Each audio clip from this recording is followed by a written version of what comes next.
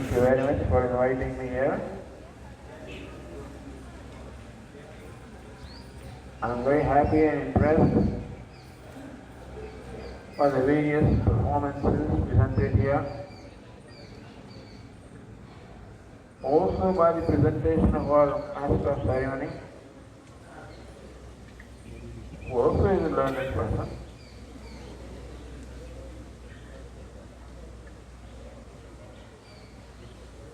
It's a great event when we are assembled here.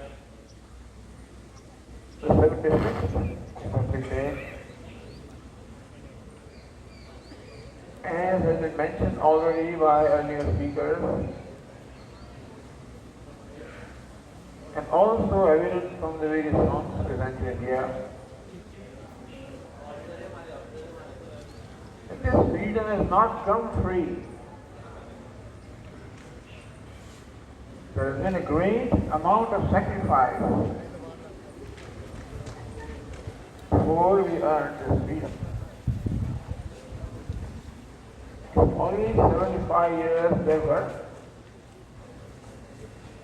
Most of us were not even present when this event happened. It's quite likely also that present generations may take it for granted. The freedom is taken for granted. As someone mentioned also, the word freedom is interpreted as my freedom to do what I want to do, I can say what I want to say. Very often, freedom is confused with license to behave as I want, do what I want.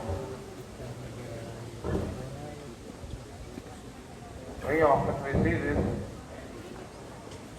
on our roads, the way the youngsters drive their vehicles. Freedom. Do what I want. It's just an example. But as was rightly said, freedom comes with responsibility.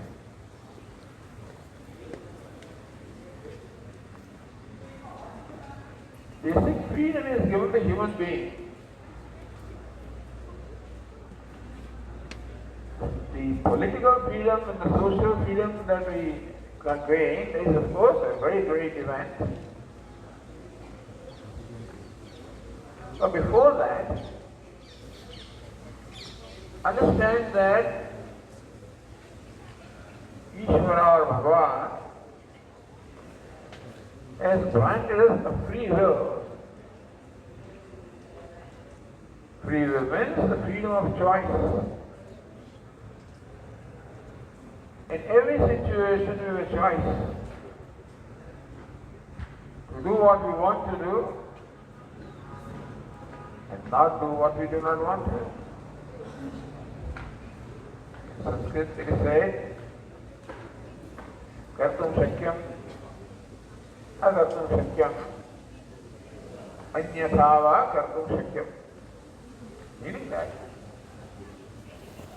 in every moment we have the freedom of choice of what we want to do, what we do not want to do, however we want to. This is a big, great gift given to us.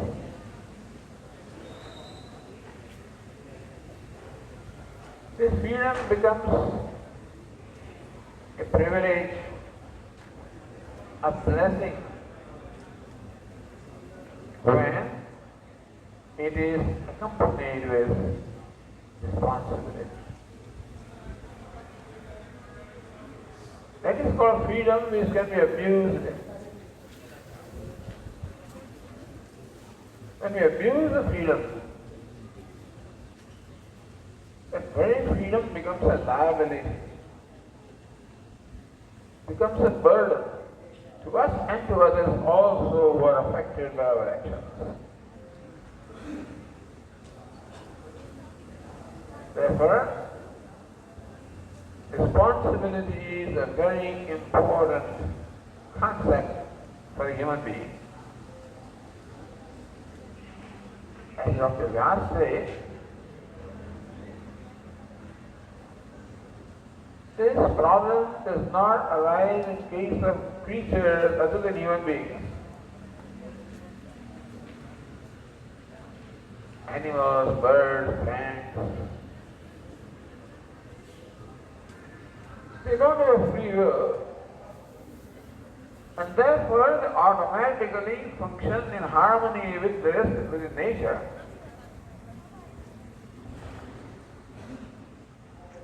Other than human beings, nobody seems to have freedom to violate the laws of nature. The human being is given the freedom that he or she can do what they like to do. And here comes the responsibility. Which means that we should also lead a life of responsibility. Lord Krishna says in the Bhagavad Gita, Karmanyevadikaraste ma pharesh kadachana.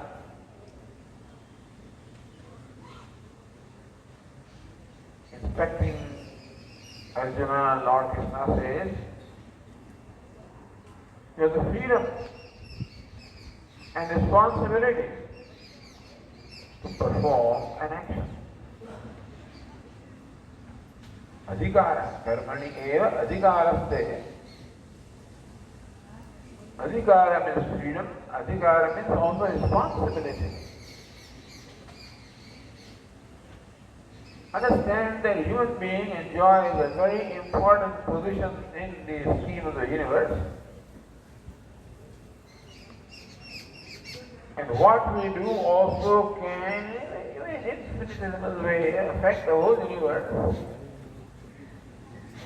Or what we do can also affect seriously the whole universe. So understand that we are important entities. Ishvara, or the Lord, has given us a very important place, a very important faculty to enjoy the intellect with which we learn and we grow. We enjoy a mind with which we feel, buddhi and mana, intellect and the mind. We have an intellectual personality and we have an emotional personality also.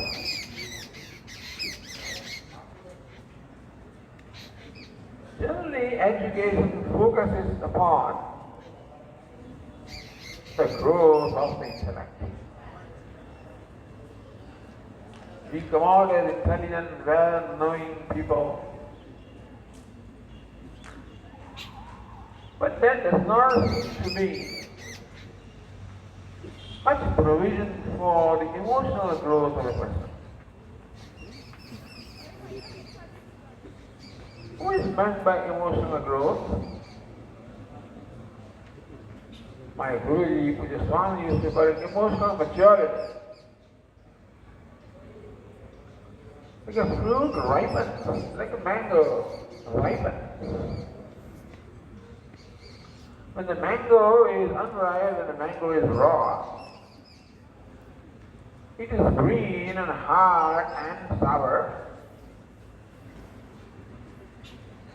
When that mango is subjected to the process of ripening properly, in course of time the mango becomes soft, tender, yellow, fragrant and sweet. like a miracle. The softness has come, tenderness has come, fragrance has come, sweetness has come in mango. From where? Did we inject any sweet saccharine or something in the mango? No. When the mango becomes ripe, it automatically manifests that fragrance and sweetness and tenderness. These were all potentially there in the mango, and the ripening process merely brings to manifestation was always there, but has always been there in mango. Like that, we are also like that.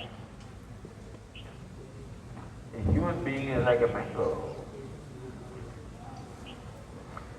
Each one of us has potential. We are tender, sensitive, sweet, fragrant, mentally. Each one.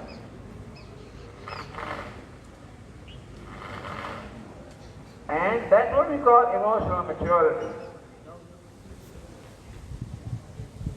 The extent to which you brought to manifestation these gifts or qualities given to us. To what extent you are tender, to what extent you are sensitive, to what extent you are compassionate,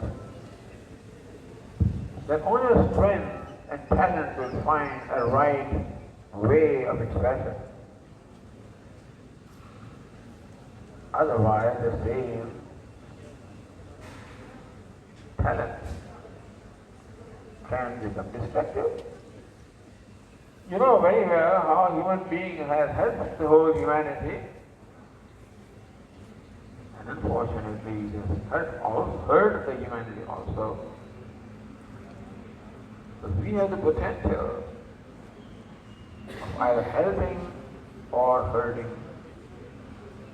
This is a great capability given to us. And then we also carry a great responsibility. That in whatever we do, we should make sure that our action helps humanity. Or I should say the action helps the whole universe. Human being is not the only creature, there are millions of other creatures also. It's our responsibility to take care of them. Recently I read how careless we are when we walk. How we crush sometimes these ants and other creatures, not even be aware or sensitive about them. But they also have a life as precious as our life. And therefore, respect for life, love for life, respect for life, and living a life with responsibility to help other creatures also live a life in peace and harmony.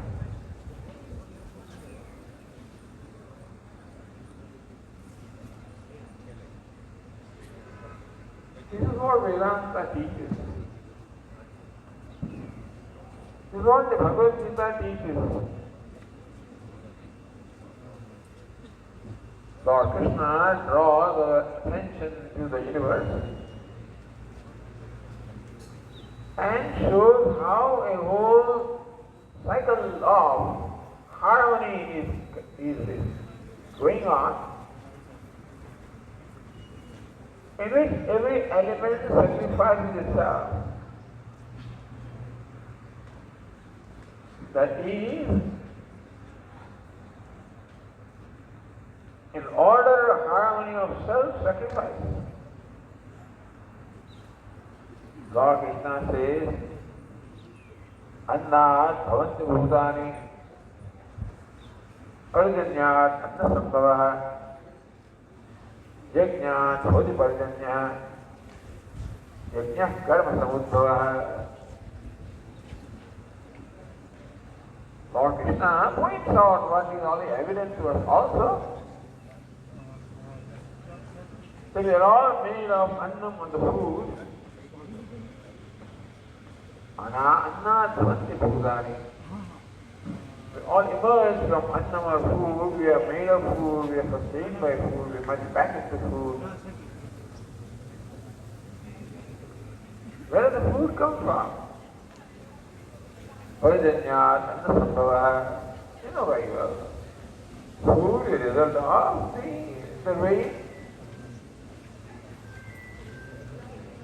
Where does the rain come from? Annat bhavanti bhutani, parjanyat anna sambhavaha, yajnat bhavati parjanyat. This is what Lord Krishna says. Where does the rain come from? Swami, you don't know this. I know that the water becomes evaporated, the heat of the sun turns into clouds, and that's how the rain comes. But now, how does the rain come here and not there, doesn't come here and goes in some place? We, of course, think this is all mechanical process, but no. Some moral aspect also is involved. Lord Krishna says, Yajna, Dhoti Parjanya. The food sacrifices itself to become our body. The rain sacrifices itself to become the food. And where does the rain come from? Yajna, Dhoti Parjanya. Lord Krishna says, from Yajna. Or from this spirit of self-sacrifice is this rain. Rain is a mark of prosperity. Which society enjoys prosperity? Where there is self-sacrifice. We know that the Western societies are very prosperous. Unfortunately, we don't enjoy that kind of prosperity. And of course, there are many reasons behind that. But one of the reasons is, what we generally lack is the spirit of self-sacrifice. Other cultures have progressed because they've been hardworking, sincere, the sense of responsibility, and also the pride and concern about their country. This concern about the country, the concern about the others, I often felt we lack that. We had the concern about the country, meaning that what happens when we do something to the whole country. We think that the action that we perform, the outcome is only confined to us, but it is not so. The outcome affects the totality. And what the country is the total or the cumulative result, what all of us do, not only do, but what attitudes we have, whether we are honest, we are sincere, we are self-sacrificing. These attitudes that contribute to the progress of the totality. Selfishness seems to be very convenient and seems to be very profitable to an individual. that I'm a self-centered person, I'm a smart person.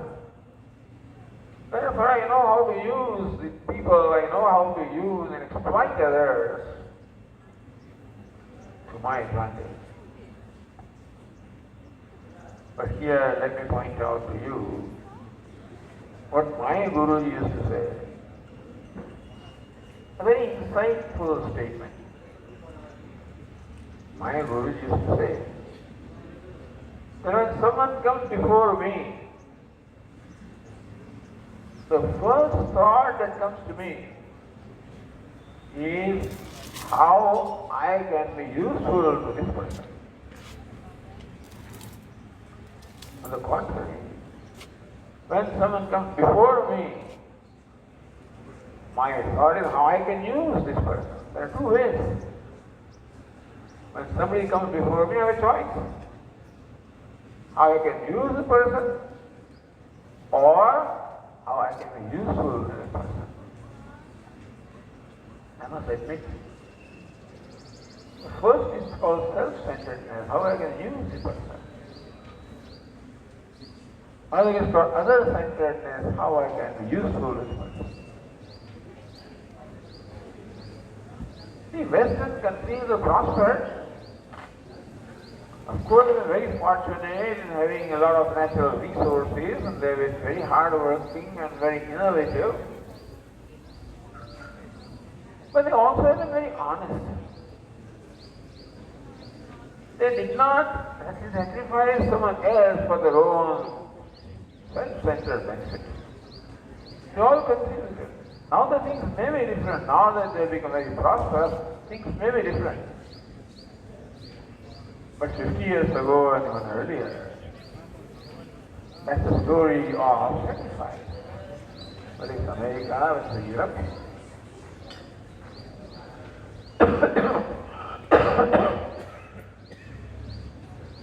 Where there prevails the spirit of self-sacrifice, a spirit of self-offering, that is where the prosperity and happiness is. Lord Krishna, this is a theme, an important theme in the Bhagavad Gita. The word that is used for the theme is called yajna.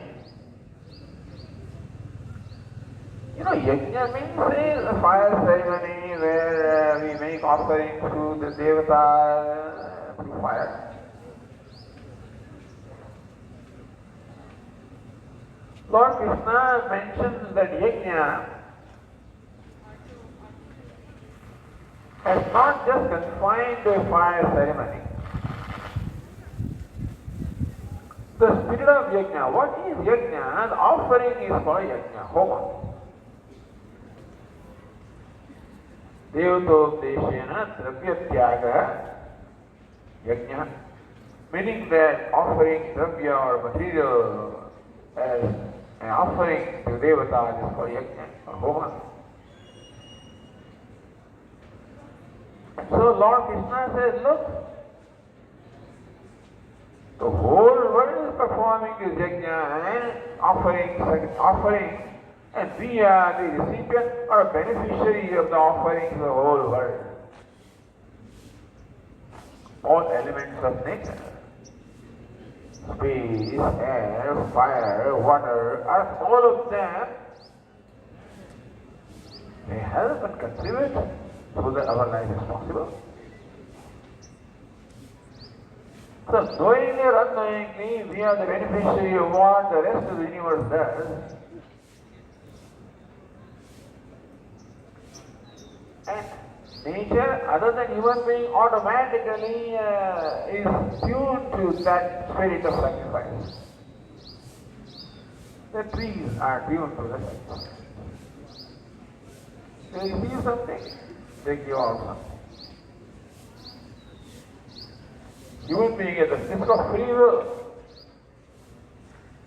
When I abuse my freedom, then I keep on receiving without giving back.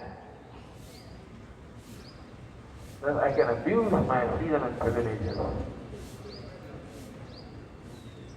And if India is not a prosperous country, There may be many reasons, of course, the economists may give.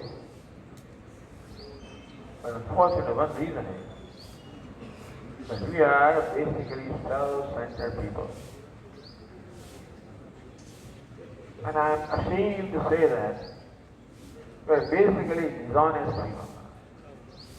I'm not saying everything, but an average Indian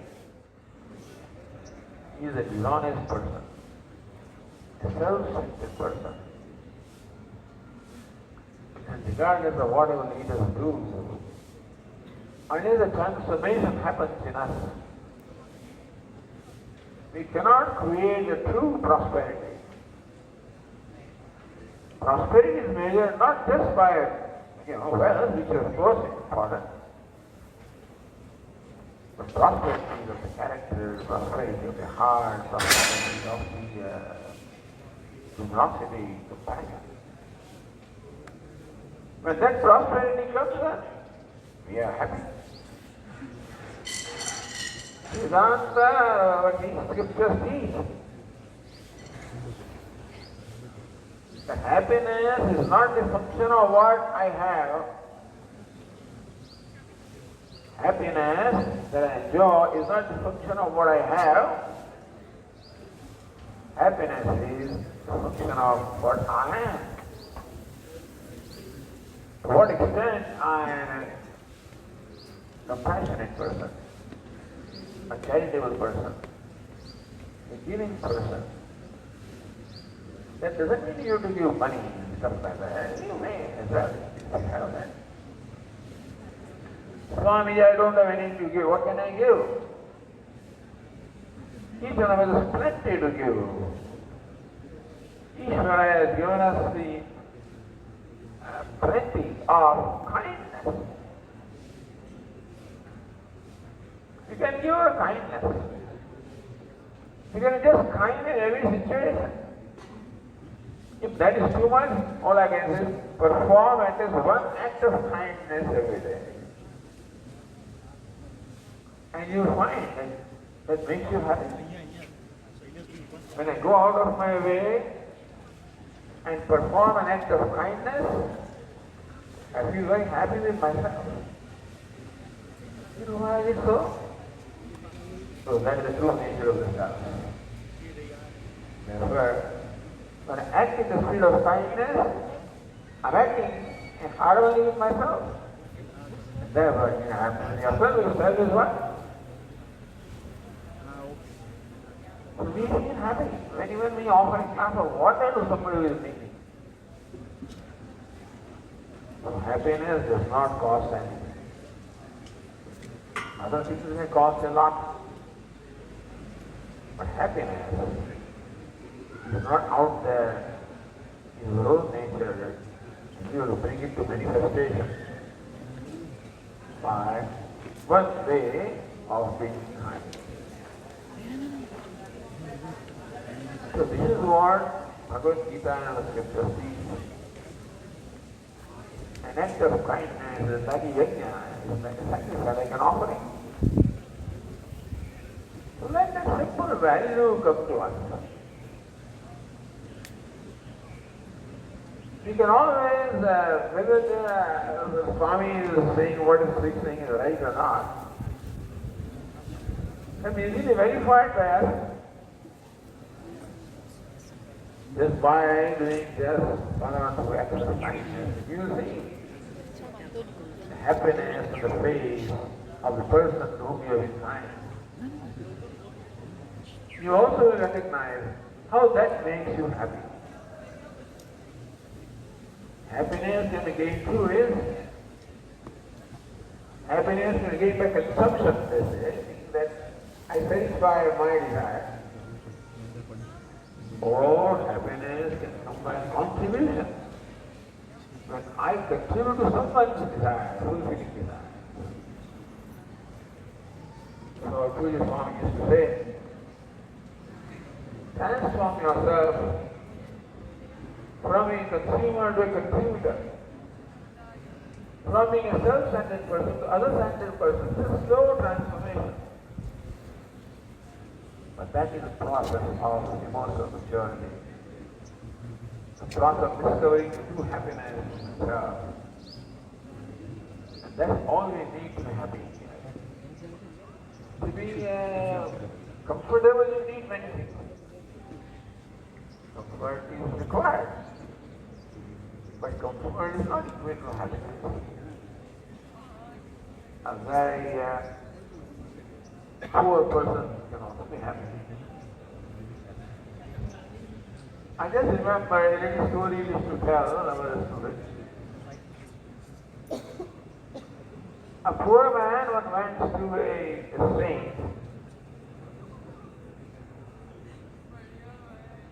and said, "Sir, I'm very unhappy. What do I need to make myself happy? I've been practicing so many things, I've acquired so many things, but I don't find happiness." So that saint told him, there's a good place in the forest. There lives a man in a hut. Let's go to him and ask him. So this fellow, searching for happiness, after a long time, finds that place where there is a small little hut. As he approaches the hut and goes near, he hears the sound of laughter. Knocks the door. Oh, I'm sorry, I forgot to mention one thing. I want to be happy, so he was told by the saint, please get a shirt of a happy person. Put on the shirt of a happy person. Therefore, he is in search of a happy person. He comes to this place, it's a very modest hut. And if somebody is living, he doesn't know. But there comes a sound of laughter. He knocks on the door, and some person opens the door. He says, "I heard that you are a happy person. Please give me your shirt." So why? But I'm told. Well, the shirt of a happy person. That's a laugh. He didn't have a shirt. Very glad to be happy.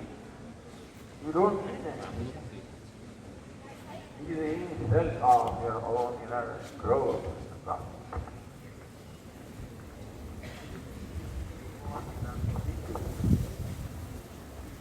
Convert yourself from a consumer to a contributor. A consumer is the one who looks at his own advantage. A contributor is one who contributes to the advantage of others. It's not easy. That selfish heart doesn't cooperate with me easily. Slowly but surely, by performing one after the act of kindness, we can restore that happiness from ourselves. That's the real freedom. What is freedom? That's called freedom. I do not depend upon anything or anybody. Just ultimate freedom. Prajahati yada kaman sarvan partha manogata atmanyevatmana tushkrasthita prajnasadochyate.